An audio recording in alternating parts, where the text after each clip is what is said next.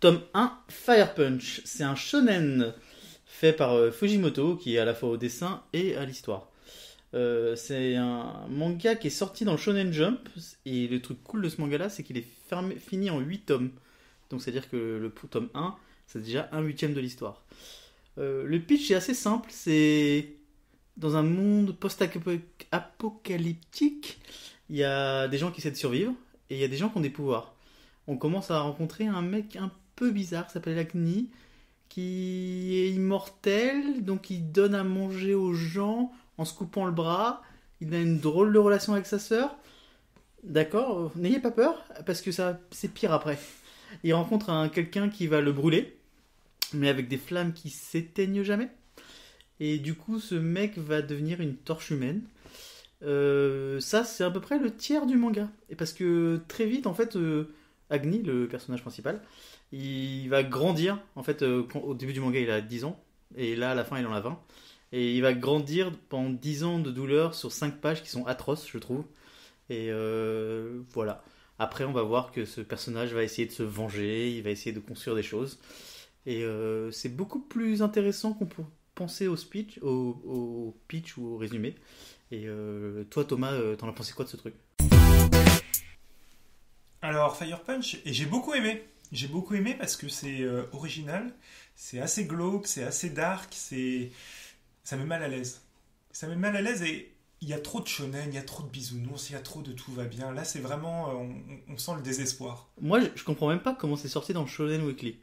En vrai, je le comprends pas. Parce que c'est pas grand public. C'est pas grand public, c'est pas ultra public. violent, le dessin est super minimaliste, Ouais. c'est très malsain. Bon, ça, Ouais, c'est japonais, malsain. on va dire.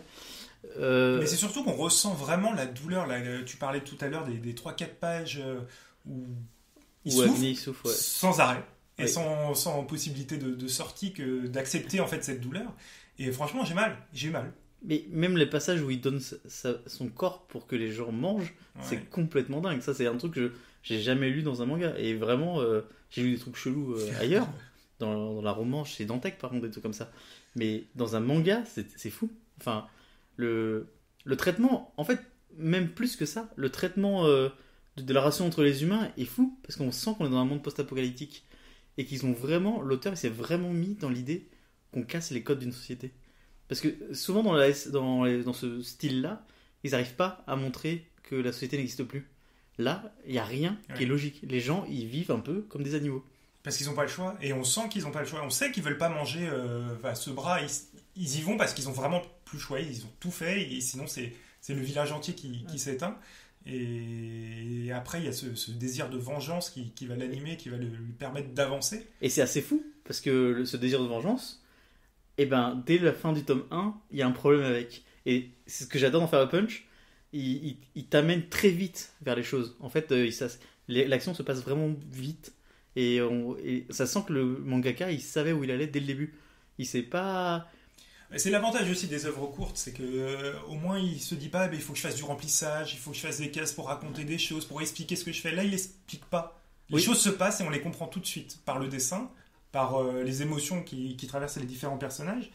Et du coup, à la différence des shonen où ils expliquent tout le temps les coups spéciaux, les relations, etc. Non, là, tout, c'est le dessin. Et ce sont les différents échanges entre les personnages qui font que l'œuvre est comprise tout de suite. Je suis assez d'accord. Bon, qu'est-ce que t'en penses, toi ? Tu vas continuer ? Ouais, moi, je vais continuer. J'ai envie de savoir la suite. Moi, j'ai continué largement, en fait. Je continue même maintenant et je conseille de fou cette œuvre parce que c'est vraiment, vraiment, je pense, une pépite qu'il faut pas avoir ratée. Et du coup, t'as avancé, mais jusqu'au 6e. 6e, donc Parce qu'il en reste 2 et ils vont sortir d'ici la fin de l'année en France. Ok. Donc voilà, je suis très chaud. Merci de nous avoir écoutés. Retrouvez-nous sur Twitter. Pras, on peut te retrouver où ? Praska sur Twitter. Et moi, Tomix. Viens nous dire à quel point c'est trop cool. Ou que c'est nul. Ah non, si c'est nul, c'est que t'as un mauvais goût. Oui, mais c'est important de partager. Ok. Les goûts de merde. Très bien. Merci beaucoup. À très vite. À très vite.